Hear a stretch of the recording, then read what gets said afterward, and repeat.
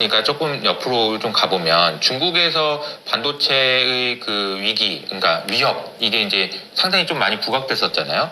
최근에 이 부분은 좀 업데이트된 게 있나요? 기술이 많이 올라왔습니다. 굉장히 많이 올라왔고 지금 뭐 HBM 쪽도 CXMT가 꽤 샘플 수준이긴 하지만 그래도 HBM2, 2E 정도는 충분히 지금 만들어내는 걸로 알고 있고 HBM까지요? 네. 네. 그리고 이제 DDR5 같은 경우 이제 DDR4는 뭐 작년에 뭐 공급 폭탄을 내놨기 때문에 아시겠지만 DDR5도 지금 17나노 기반으로 잘 만든다라는 이야기가 있어요. 근데 이건 사실 확인이 안 됩니다. 그러니까 이제 그게 뭐 확인된다 안 된다는 네네. 얘기예요. 자, 여기서 일단 끊고 하겠습니다. 여기서 잠깐 DDR4, DDR5까지 만든다는 얘기 있고 HBM2 만든다는 얘기인데 근데 뭐 확인은 뭐 아직 안 되는 이런 얘기잖아요. 그런데 이 얘기가 그동안의 모든 그 한국 사람들의 공통적인 얘기 같아요. 늘 그랬어요. 자, 중국에서 뭐 한다고 그러면 안 믿어 일단.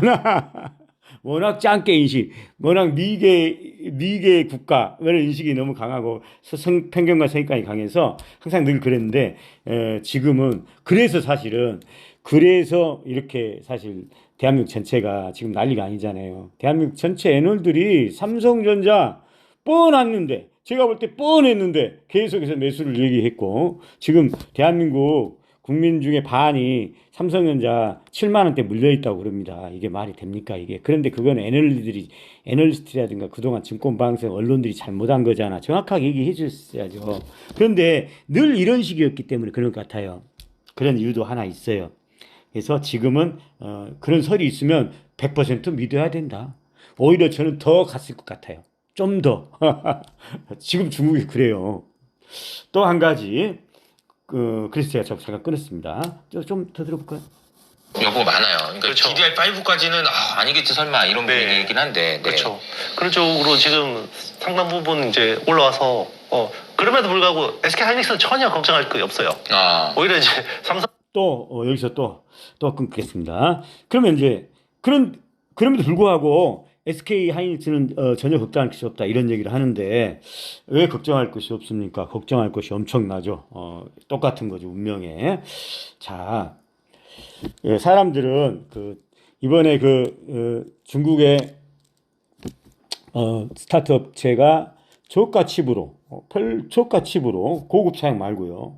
HBM3 막 이런 거 말고 저가 칩으로도 챗 GPT 오픈 AI 수준의 그런 인공지능을 내놨거든요. 그리고 그 전에 뭐 걸어다니는 사람 휴먼 러비들을 스타트 업체가 5종류를 내놔버리고 요즘 진짜 장난 아니죠. 자, 이것을 장난으로 보면 안 됩니다. 자, 그런데 최근에 이 사건 특히 딥피크입니까? 자, 이 스타트업에서 내놓은 이 사건은 단순한 사건이 아니고 앞으로 반도체 향방을 결정짓는 매우 중대한 사건이에요.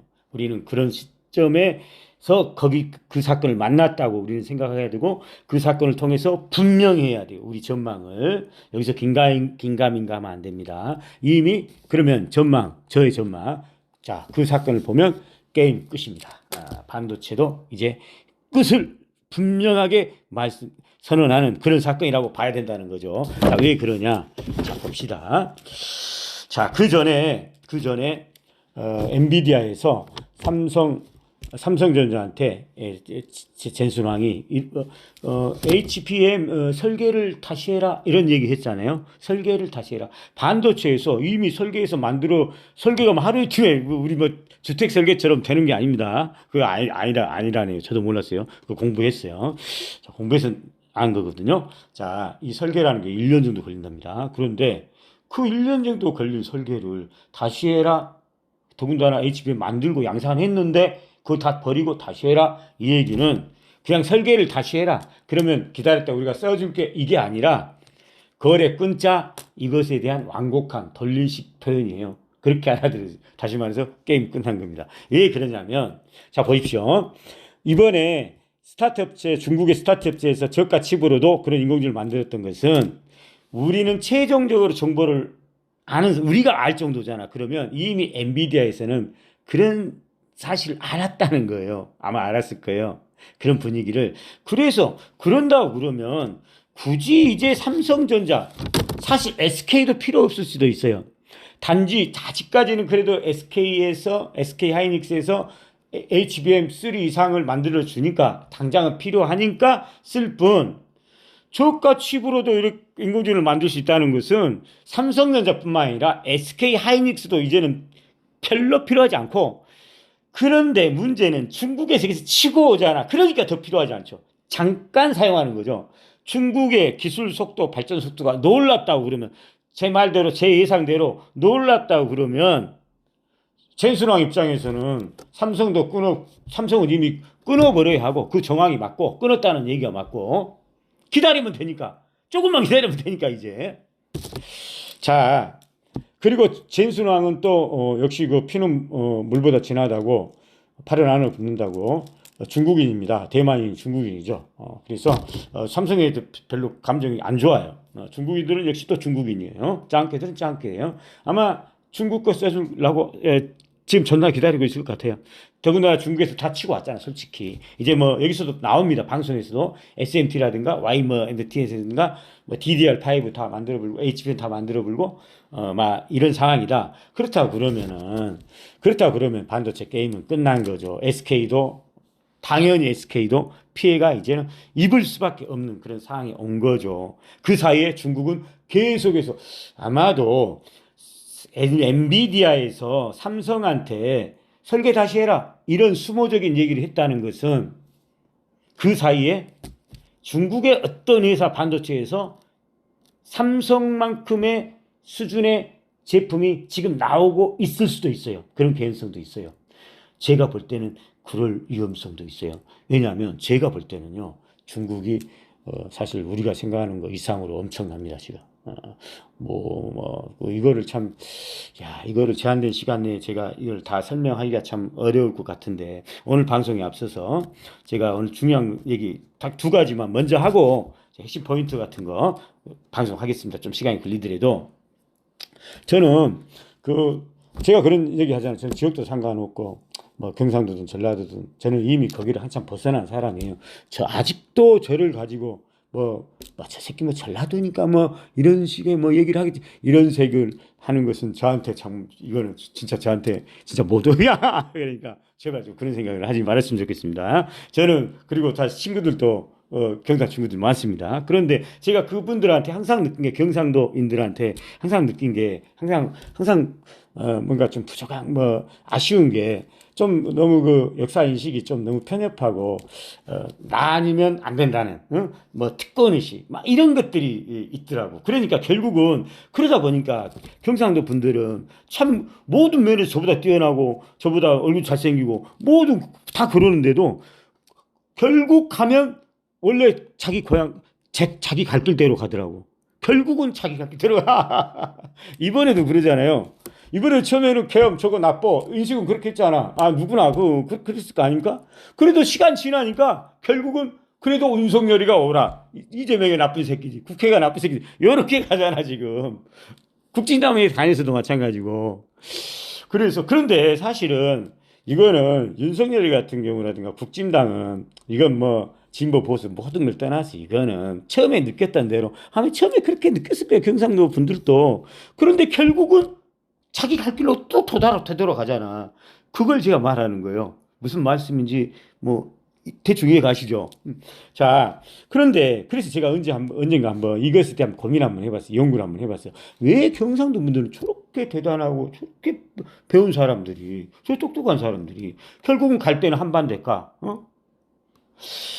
자, 그것을 저는 그 이유를 저는 경상도 분들의 그 특권의식 라고 생각해요. 그럼 무슨 특권의식이냐? 경상도 분들은 쉽게 해서 이렇게 생각하시더라고. 할 개인성이 상당히 높아요. 제가 아는.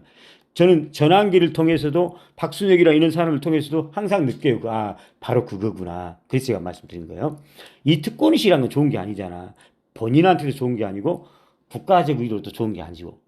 그 특권의식이기 때문에 모든 지금의 윤석열이든 국진당이든, 사실 국진당이 굉장히 잘못한 건 사실이에요. 이거는 누구를 떠나서 이거는 그러면 안 되죠, 사실은. 그런데 지금 그렇게 하고 있거든요. 통일 문제에 있어서 남북 경협하고 있었어요. 그런데도 국진당은 그것을 반대하려고 미국 가가지고 그 남북 경영을 방해한 세력입니다. 이거 우리나라 사람이라면 야 이거는 정말 그 전에 박정희 때도 제가 박정희도 제가 존경하는 것은 박정희 다른 건 몰라도 그 남북 문제만큼은 이 통일에 관해서는 엄청나게 열정적으로 했잖아. 그 노태우 정권도 보면은 다른 건 몰라도 북방 정책, 대중국 정책 그렇게 잘 세웠잖아. 그 박근혜도 마찬가지고 박근혜도 중국까지 가가지고 중국과 시진핑 뭐 전인대회 할 때 그 바로 오른쪽에 섰어요. 오히려 어떻게 보면 친중 정책을 한 사람은 문재인이 아니라 박근혜예요. 자, 이거 나중에 얘기합시다. 자, 그래서 이제 특권 의식이 무슨 특권 의식이냐 그러면 이런 특권 의식이죠. 그러니까 한반도에 지금 우리가 세계 10위권 경제 대국이 되고 한강의 기적이 나오고 이런 것은 순전히 우리 박정희 그 경상도 정권이 이룬 거다. 오히려 반대로 뭐 경부 고속도로 뭐 부설 뭐 한다든가 이런 거 있었잖아. 자, 그러면서 오히려 만약에 전라도 뭐라든가 다른 호남 이쪽 지금의 민주당 한다고 그러면 오히려 늘 반대만 했다 이렇게 생각해요. 그래서 만약에 저놈들이 만약에 그 박정희가 아니었다면 우리는 아직도 뭐 개거지처럼 세계 막 100위에서 이렇게 살았을 것이다. 이 가나안이라든가 오늘날의 이 부강한 나라를 만든 것은 우리인데. 자, 이런 의식에 있다고 그러면 오늘날의 그 윤석열이라든가 국진당이라든가 이런 모든 행동들이 결국은 용서가 될 수 있는 거죠. 그죠? 특권 의식이 있느냐? 그러잖아. 그러죠? 제 말이 솔직히 맞죠? 제가 이걸 연구했다니까? 왜 그럴까? 왜 저렇게 배운 사람들이 저럴 수가 있을까라고 생각해 봤다니까? 제 나름대로 결론이에요. 그래서 말씀드린 거야. 그런데 여기서 팩트체크는 해야 될 거 아니에요? 팩트체크는. 그게 과연 맞는가? 자, 이것만 빨리 제가 얘기할게요. 자, 그거는요, 일부는 맞고 일부는 틀 수 있어요. 자, 틀린다는 얘기는, 일단 우리 그 전에 프레지어 보고서라는 그 내용이 사실 잘 나왔어요. 여기를 잘 보면은 그 당시 1961년 케네디 정권 때 얘기인데 그때 61년도잖아요. 그러니까 그때 세 가지 이유를 들면서 AID라고 친미 국가 원조 계획이요. 직역하면 이 보고서. 자, 이유는 그럼 왜 원조를 해요? 도와줘야 되겠다. 경제 발전을 시켜야 되겠다. 이거거든요. 이유는 세 가지였어요. 하나는 미국의 위상, 모습. 그래야 미국이 받으니까 미국의 위상. 두 번째는 공산주의 자본주의 그 이념 대결했잖아. 자, 여기서 체제 경쟁했잖아. 여기서 확실하게 동독보다는 서독, 북한보다는 남한을 발전시켜야 그래야 자본주의가 자기들이 주장하는 유대 월가가 주장하는 저게 유일하게 위로 공산주의를 누릴 수 있잖아. 자, 이런 어떤 체제 경쟁. 그리고 나머지 세 가지 있는데, 그건 생략합시다. 자, 이런 것에 의해서, 도와주려고 했어요. 원조 계획이 있었어요. 그리고 보고서를 이제, 너희들 그럼 작성을 해라. 그런데 작성해서 이제 받았어요. 자, 원래는 작년 때부터 있었거든요. 그런데 이제 작년이 5.16 혁명으로 무너지면서 박정희가 들어와서 이제 다시 또 보고서 받았는데, 보고서라고 올렸는데, 정말 그쪽은 그 유대 쪽의 애들이잖아. 굉장히 빠삭한 애들이잖아요. 걔들이 볼 때 박정희가 올린 보고서는 정말 절렬했답니다. 그래서 수출 전략이라고 하는 게 요즘 말하는 그런 게 아니라 진짜 토끼털 깎아서 팔고 물고기 잡아서 팔고 사실 박정희가 원래 군발 출신이잖아. 그러다 보니까 사실 경제를 알 수가 없죠, 솔직히. 그래서 거기 이제 그쪽에서 이거는 도저히 받아들일 수 없잖아. 이래가지고 어떻게 그 당시 북한이 더군다나 1960년대에도 북한이 엄청 잘 나갔는데 이거를 잡아야 되는데 그래서 이제 다 수정했고요. 자, 그런데 이 과정에서 좀 트러블이 있었어요, 박정희가. 그리고 난 다음에 71년 선거를 겪은데 71년 김대중과 박정희가 선거를 했잖아요. 그래가지고 박정희가 김대중에 대해서 엄청나게 이제 싫어하게 됐고 그러면서 현해탄 사건도 있었고 자, 이것을 계기로 해서 미국과 이제 박정희하고는 원조마저도 굉장히 힘들었어요. 그래서 프레지의 보고서 말미에 보면은 if를 전제 조건을 해서 if 만약에 그러니까 박정희랑 그 원조하려고 했던 미국이랑 상당히 사이가 안 좋았던 거죠. 의외로. 또 한편으로 또 우리가 또 그 부분에 대해서 좀 알아야 될 것이 팩트체크 차원에서 한국의 한강의 기적은 정치 세력과 어떤 삼성전자를 빼놓을 수 없어요. 삼성전자가 쉽게 얘기해서 한국의 한강 기적을 이뤘다 보면 돼요. 모든 부분에서. 그런데 사실요, 박정희는요, 삼성하고도 사이가 안 좋았어요. 그리고 아이러니하게도 박정희가 돌아가실 79년도까지는 삼성이 두각을 못 나타냈었어요. 삼성이 반도체를 받아들인 것은요, 이건희도 아니었어요. ELK라고 정모 사장이 있었거든요.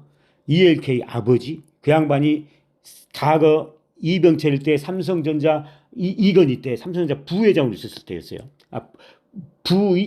이사급으로 이 양반이 반도체에서 박사였어요. 이 양반이 일본 왔다 갔다 하면서 삼성한테 삼성 회장단한테 보고서를 올렸는데 그때 그런 얘기 있었어요.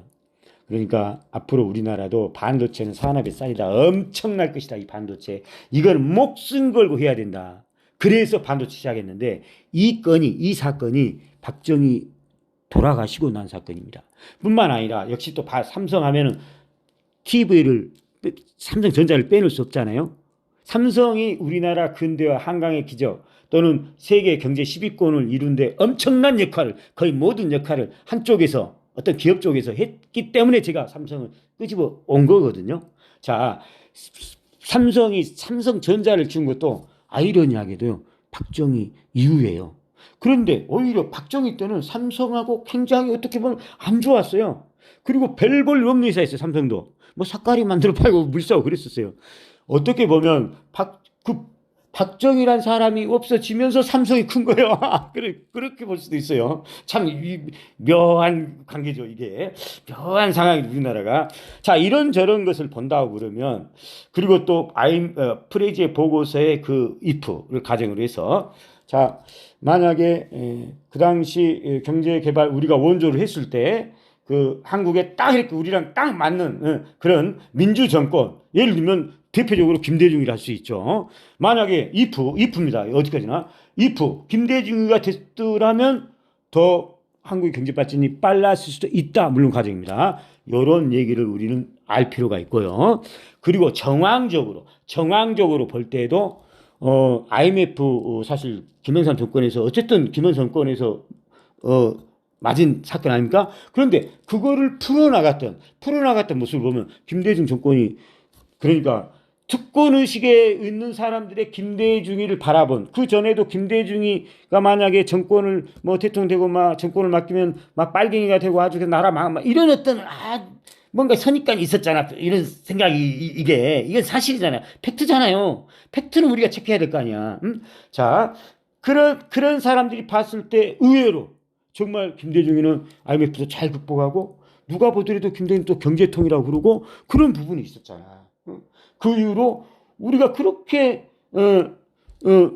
두려워했고 그것을 못 믿어했던 노무현 정권도 의외로 노무현 정권 때 좋았어요. 경제는. 자, 오히려 어떻게 보면 반대로 특권의식의 어떤 경상도 사람들의 그 특권의식에 의한다면 오히려 이상하게 이명박 때, 박근혜 때, 김영삼 때 꼭 큰 사건이 이렇게 일어난 것도 이거 팩트고. 자, 이런 것을 종합적으로 본다고 그러면 특권의식이 반은 맞고 반은 틀릴 수 있다. 그 근거가 약할 수도 있다. 만약에 팩트가 근거가 약한데도 그렇게 특권의식을 가지고 오로지 박정희 아니었으면 그리고 아니었으면 우리 세계 10위권이 경제 대국이 이런 생각이 있기 때문에 지금의 그 후손들이 지금의 뭐 윤석열이나 이런 사람들이 지금 북진한 모습들이 모든 잘못을 해도 이거는 자기가 봐도 양심적으로 잘못을 해도 잘못이라고 생각하면서도 그 특권의식이 들어감으로써 다 용서되버리는 이런 상황이 있을 수 있거든요, 우리나라가. 그런데 이거는 그러니까 제가 그 특권의식이 정당한가? 그 근거가 있는 것인가에 대해서 제가 팩트 체크하면서 프레이지어 보고서를 또 언급했던 거고요. 여러분도 프레이지어 보고서를 한번 보세요, 여러분도. 저는 팩트적인 차원에서만 제가 말씀드린 사람이에요. 그러니까 어쨌든 간에 if를 물론 if인데 if를 가지고 if라는 것은 근거가 없는 거거든요. 이 근거 없는 것을 가지고 지금의 저렇게 엄청난 잘못을 한 사람까지 용서를 시켜본다는 것은 뭔가 안 맞잖아. 잘못된 것일 수 있잖아. 자, 이 부분 먼저 좀 말씀드리고요. 제가 이렇게 말을 좀 이렇게 이 부분은 좀 제가 제 듣는 방송 듣는 분들도 저 경상도 분들도 많으시니까 제가 저 좀 부담이 가요. 그러니까 여러분 오해는 하지 마시고 여러분도 한번 공부를 하세요. 과연 우리가 가지고 있는 내가 우리 박사님 말처럼 야 진짜 내가 진짜 그게 특권의식 그럴 수도 있겠다라는 그런 생각을 할 수 있잖아. 자, 두 번째 또 한 가지. 그러니까 방송에 앞서 제가 또 지적하고 싶은 부분이 있어야 체크하고 싶은 부분이 두 번째는 자 우리가 생각하는 중국 공산당의 생각은 그동안의 생각은 내려놔야 돼요. 이게 만약에 우리는 그동안의 반공 이데올로기에서 우리는 그런 교육을 받았기 때문에 중국에 대해서도 사실 중국 공산당 일당 독재라는 거 알잖아. 어? 영도 체제라는 거. 그런데 공산당에 대한 이미지가 너무 안 좋잖아. 우리는 우리식이잖아. 우리는 우리 영역에 머물러 있는 사람들이잖아. 자, 이거를 버려야 된다고요. 왜냐하면 중국 공산당은요. 우리가 생각하는 그런 공산당이 전혀 아니에요. 이 부분을 좀 인정해야 돼요. 이 부분에 대해서 그래서 공부가 저는 굉장히 필요할 것 같아요. 왜 그러냐면 이건 역시나 아까 특권의식에 머무르면 그건 역시나 국가를 위해서도 안 좋고 저는 개인한테도 안 좋다고 생각해요. 마찬가지로 중국 공산당에 대한 잘못된 인식을 가지고 있는 한 이건 우리 국가한테 안 좋고 개인한테도 저는 분명히 안 좋을 거라고 생각해요. 이거는 팩트적인 차원에서 여기서 빠져나간다 생각해요. 그렇기 때문에 제가 말씀드린 거예요. 이 부분에 대해서 두 가지 부분만 일단 벌써 22분이네요. 자, 그러면 오늘 방송 원래 하고자 했던 내용을 하겠습니다. 물 좀 마시고 할게요. 나 바빠 죽겠는데 벌써 22분인데 물을 마셔요. 목이 말라 죽겠네.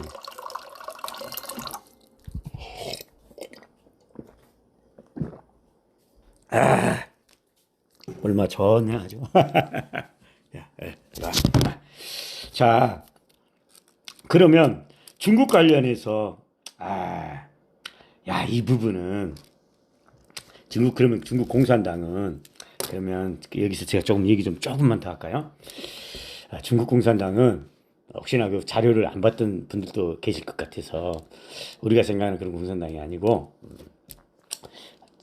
그 어린 단계에서부터 그야말로 체계적으로 조직적으로 거미줄처럼 촘촘하게 올라와요. 위에서 체크하고 아래에서 또 보고하고 그래서 거기 들어가다 그리고 원래부터 또 공산당은 엘리트예요. 엘리트를 또 뽑아요. 전체 상위 10% 되고 싶어도 될 수가 없어요. 그리고 이 엄청나게 노력을 할 수밖에 없어요. 봉사, 희생, 그래서 이제 어쨌든 하여간 중국에서 이제 정치 지도자가 하다못해 어떤 성장 정도 해먹으려고 그러면은요, 당연히 공산당이야죠. 거기서 올라와야죠. 밑에서부터. 그런데 이게 한두 번 잘못은 비리를 저질거나 뇌물 이런 거 할 수도 있어요. 그런데 그게 확률적으로 그 나라가 워낙 그 조직이 촘촘해서 그게 쉽지 않을 것 같아요. 결국은 다 걸리더라고. 다 걸리더라고.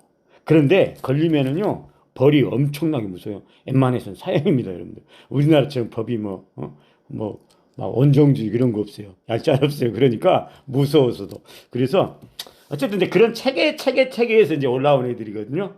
그래서 어느 정도 성장 정도 하면은요, 수준이 되게 높다고 보면 돼요. 우리가 시진핑 하면 우리나라 사람들, 저거 독재자 김정은이 비슷하게 이렇게 생각할 경향이 있잖아. 굉장히 잘못된 거예요, 여러분들. 그런 사고에 빠지면 그 정도 수준에 머무르면 그건 본인한테도 분명히 잘못된 거예요. 지금 대한민국 전체가 지금 삼성전자에 7만 원에 물려 있어요. 거의 반이. 왜 그런지 알아요? 애널들이 증권사애들이 전문가라는 사람들이 잘못했기 때문이에요.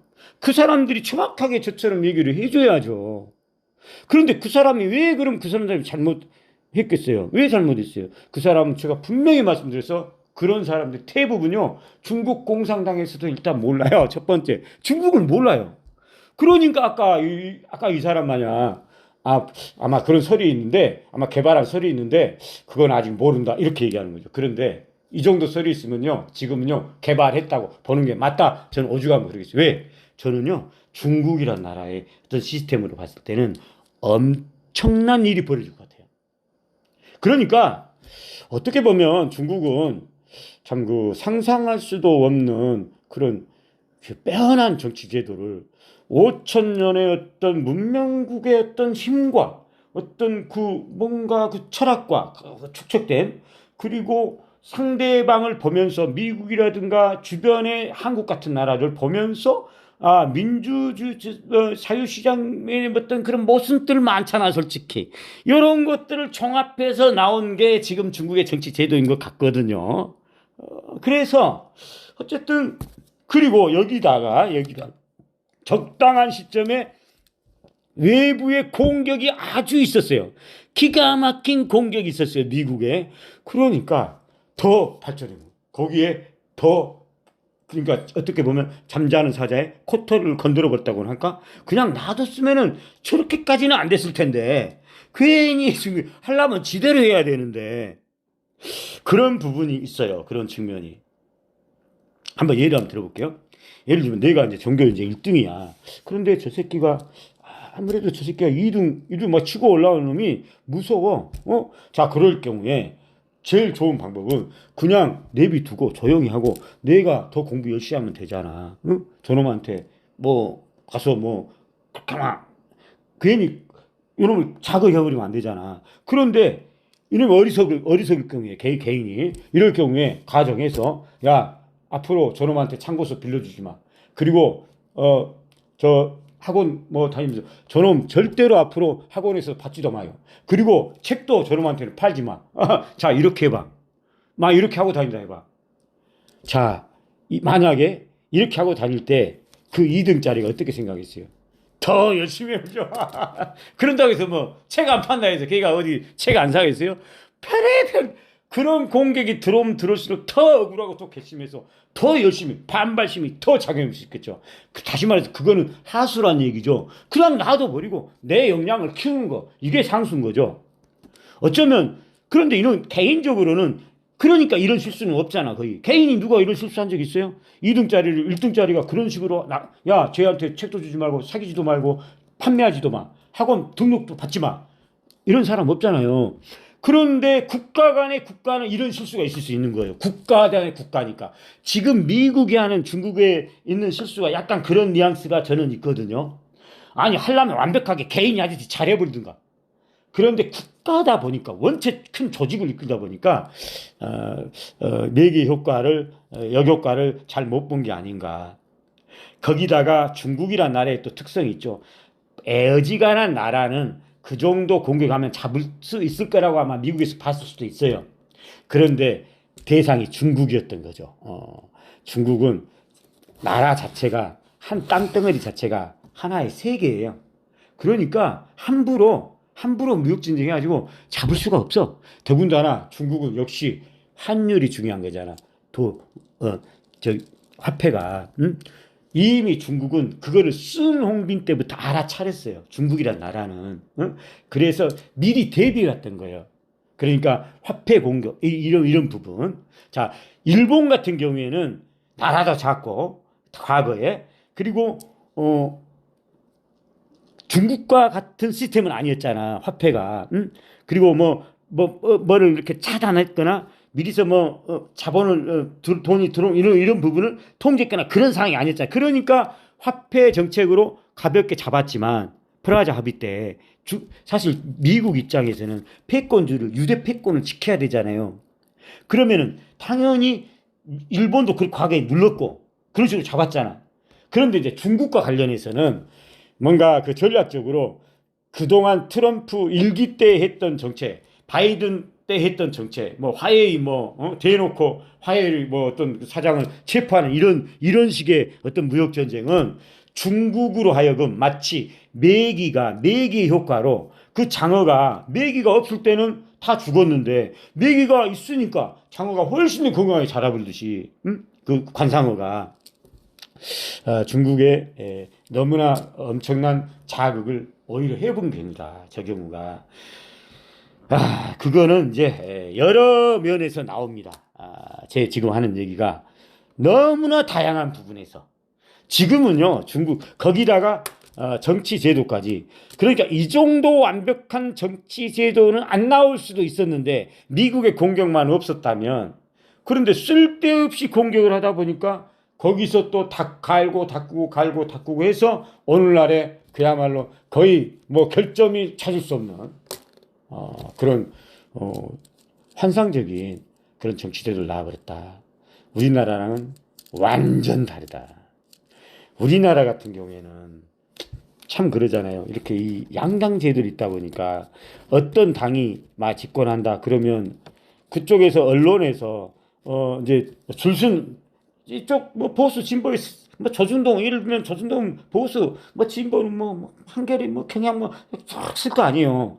그럼 이제 한쪽에서 집권을 한다 어떤 정책을 나온다 그러면 우리는 무조건 반대만 하잖아. 이렇게 양당 제도니까 분열 구도니까 대립 구도니까 우리나라 같은 경우에는 그래서 이런 나라에서는 어떤 정책도 연속성이 없고 그것이 잘 될 리가 없어요. 우리나라에서는 무조건 망하게 돼 있어. 이 구조 자체가. 그런데 중국은 이게 완전 우리랑 완전 180도 반대예요.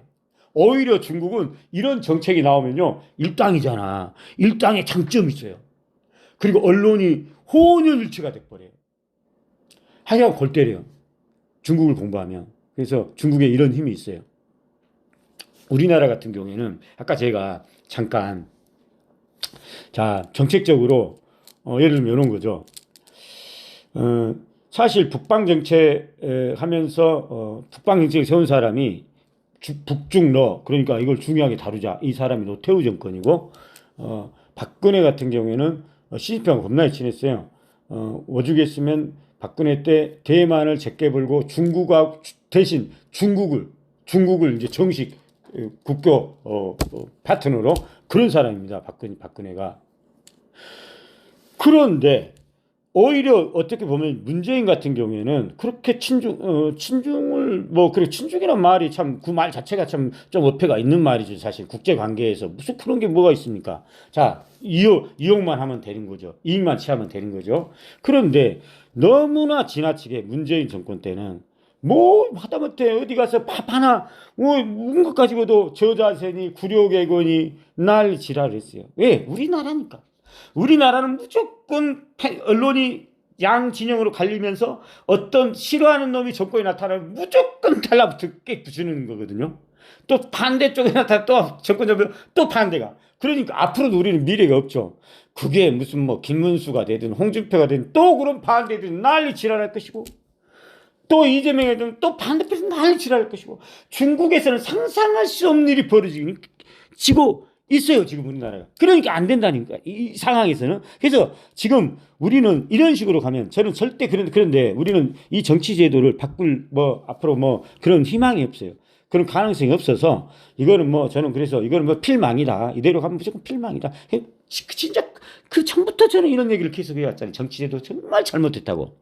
우리에 맞는 정치 제도를 입어야 되는 거예요. 만들어야 돼요. 그런데 우리는 그러지 못했어요. 그렇지만 중국은 5천 년의 어떤 문명국이다 보니까 그런 어떤 힘이 있어서 과거의 어떤 무슨 사상, 노자 사상, 공자 사상, 묵자 사상 이런 것들도 축적의 힘인가 쟤들이.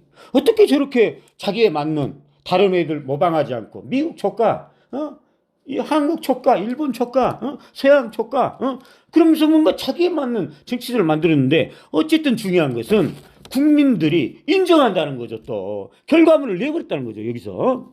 그러니까 중국의 어떤 정치 체제가 지금 이 시스템이 정말 무서운 것은 이유는 또 한 가지가 제도 자체가 좋은 것뿐만 아니라 그동안 목토병 이후로 100년의 굴욕이라는 어떤 그 기간을 설정하면서 우리 굴욕을 극복해서 과거 당나라가 누렸던 명나라가 누렸던 우리 영화를 달성하자 하면서 목표를 세워서 제조 25, 구실 굴기, 제조 그리고 2049 이런 목표를 정해서 달려왔잖아요.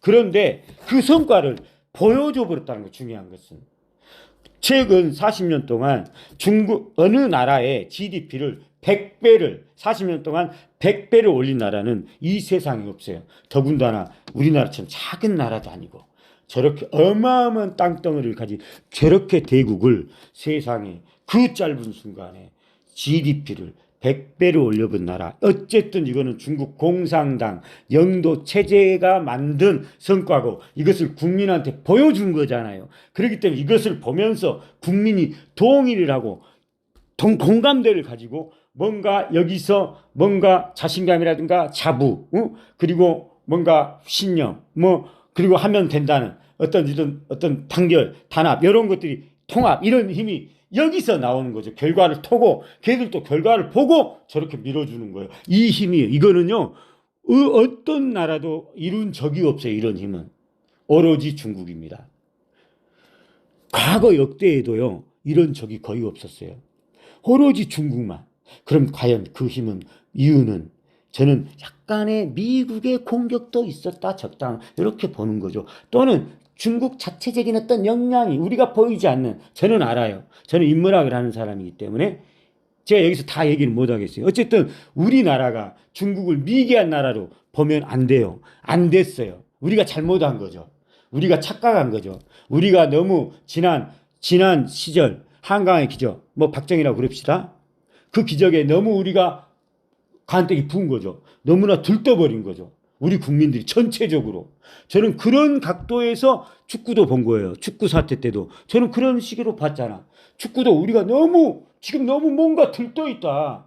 뭔가 발이 구름에 떠 있다. 그게 축구에서는 월드컵 4강에 대한 환상이 너무 젖어 있다. 빨리 그것을 내려놔야 된다. 약간 비슷한 개념이에요. 지금 축구 사태나 지금 우리 경제에서 뭔가 우리가 그동안에 중국을 바라본 우리는 중국을 다 무시하고 짱게 이렇게만 생각했잖아. 그러다 보니까 이렇게 돼버린 거. 어느 순간 이렇게 돼버린 거죠. 오히려 중국만 자극했죠. 결국 그거는요. 우리가 아마 된통 당할 것 같아요. 저는.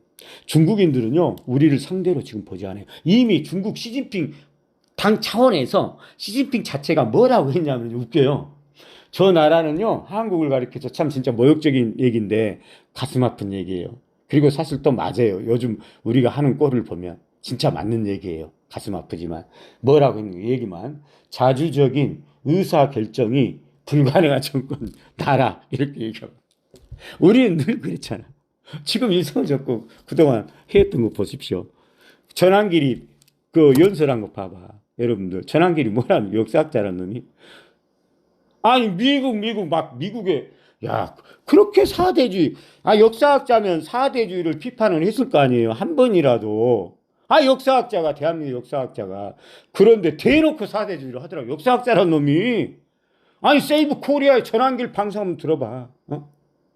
나 그래서 나는 도저히 나 다른 건 내가 그래 박순혁 이런 애들 얘기 친중 매국론이 뭐니 다 용서할 수 있어. 넘어갈 수 있어. 그러지만 나 도저히 구역질 나와서 전환기를 못 들었다. 그래서 사실 내가 우리 대학교 거기서 제가 나와버렸는데 그건 내가 도저히 못 들어주겠으니까 나와버렸는데 또 이렇게 또 선생님 또 불러갖고 자 아까 제가 잠깐 그 얘기 좀 헬프리스에서 자 우리나라 이렇게 분열을 하다 보니까 분열 국가잖아. 사실은요, 우리가 이게 지금 중국과 지금 이렇게 지금 우리 중국과 하는 얘기는요, 진짜 빵점 얘기입니다. 있을 수 없는 얘기예요. 사실은 이러면 안 되죠. 그리고 만약 혹시 몰라요, 중국이 우리보다 힘이 없고 가난하고 기술도 떨어지고 그런다면 당연히 저는 찬성입니다. 그런데 왜 저는 그걸 그건 아니다. 큰일 난다 저랬다가는.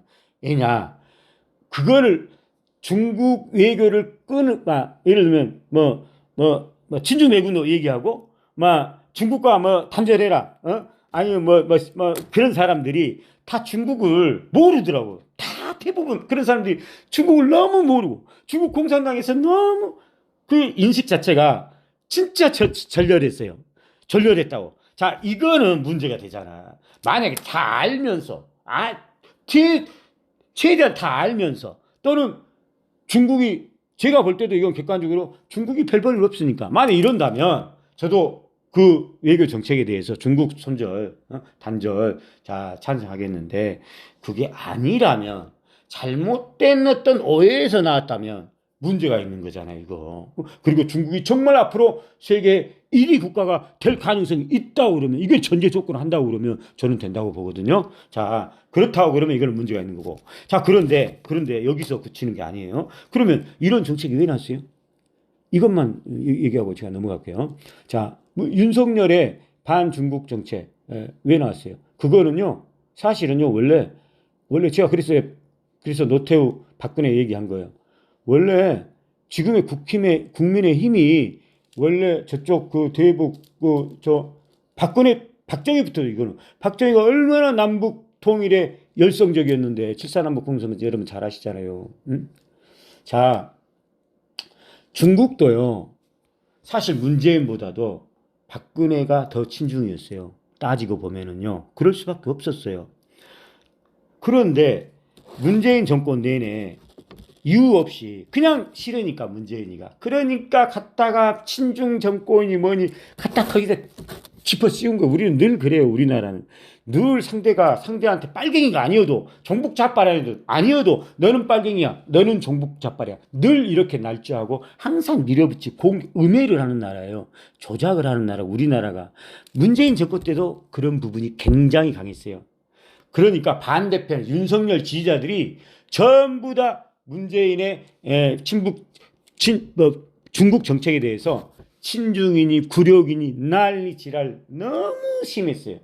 그러다 보니까 사실 윤석열이 대가리 그렇게 뭐 현명하거나 저 사람이 그렇게 뭐 뛰어나거나 어떤 외교라든가 세상을 보는 안목이라든가 어떤 사상이라든가 그런 사람은 아니잖아. 사실은 단순한 사람일 수 있잖아요. 그러다 보니까 반대로 가본 거죠. 이유는 저는 그렇게 큰 이유 없다고 생각해요. 단지 그냥 문재인 싫으니까, 그리고 자기를 지지한 사람들이 그 정책을 싫어하니까 그래 옳거니 그냥 단절, 손절 이렇게 나가버렸다고 저는 생각해요. 바로 이런 부분이 우리나라의 엄청난 앞으로 우리나라를 망가뜨릴 수 있는 그 분열의 하나의 모습이라는 거죠. 비단 이거는 윤석열의 친북 정책만, 중국 정책만, 외교 정책뿐만 아니라 당장 우리 정말 중요하잖아. 남북 관계 정말 중요하잖아. 이 정책도 다 망가뜨린 거잖아. 왜? 단발로 싫으니까 더 나가버리고 반작용으로 가버린 거죠. 그런데 우리는 이런 정치 제도를 가지고 있는 한 여기서 이게 끝나냐? 아니란 얘기죠. 또 다른 정권이 들어서면 또 그럴 거예요. 그러는 사이에 중국은 혼연일체가 돼서, 다시 말해서 우리나라는 정책에 연관성이 전혀 없는데 5년 동안 그냥 돈만 낭비하는 거야. 벌써 몇십 년째 하고 있어요, 우리가. 이러니까 우리가 이렇게 된 거예요. 그렇지만 반대로 중국은 저런 체제를 갖다 보니까 정책의 연속성이 꾸준하게 이어지고 있잖아요. 누가 빠를 것 같아요, 이 게임은. 게임은 보나마나 끝난 거죠. 여러분들 무슨 말씀인지 아시겠죠? 자, 제가 경상도 분들 얘기도 하고 전라도 분들 얘기도 하고 이런저런 얘기도 하고 그랬는데 오해 없기시 바라고요. 자, 오늘 벌써 43분인데요. 여기서 제가 그냥 마칠게요. 자, 얘기만 결론만 제가 진다고 그러면 제가 AI 관련해서 반도체 관련해서 오늘 반도체만 얘기할게요. 지금요 반도체도 게임 끝입니다. 게임 끝이에요. 슬프지만 이 정도 우리 그러니까 이번에 AI 중국의 그 스타트 업체에서 만든 이 사건을 단순하게 보면 안 된다는 얘기예요. 제 얘기는 오늘 얘기의 결론은 이것을 통해서 우리는 미래를 내다봐요. 어떤 미래? 한국의 반도체는 종말이다. 투자자로서 얘기입니다. 슬프지만 그렇다고 그러면 지금이라도 저는 긴가민가해 있어는 안 된다. 이런 사건을 보고 분명 깨어난 사람은 판단을 정확하게 내리거든요. 자, 이거는 제가 분명히 소설을 말한 복선 같은 사건이라고 그랬어요. 이 복선이라는 것은 미래를 얘기해 주는 거잖아요. 지금의 중국의 스타트 업체가 저가칩으로 인공지능을 미국 이상으로 만들었다는 것은 한국의 반도체한테는 앞으로 엄청난 시련의 기가 올 수밖에 없다는 것을 분명히 인식하고 투자자로서도 분명한 행동을 해야 된다는 얘기죠. 제 말은. 구체적으로 뭐 말씀을 못 하겠습니다만 알아서 잘 판단하시고요. 긴가민가해서는 안 된다. 매우 중요한 사건이 오늘 있었다. 엊그저께 3일 전에 있었다. 젠순왕이 설계를 다시 하라는 얘기는 삼성으로 거래를 끊자 얘기의 다른 표현이다. 이 정도로서 오늘 마치도록 하겠습니다. 그럼 오늘 수고들 하셨습니다.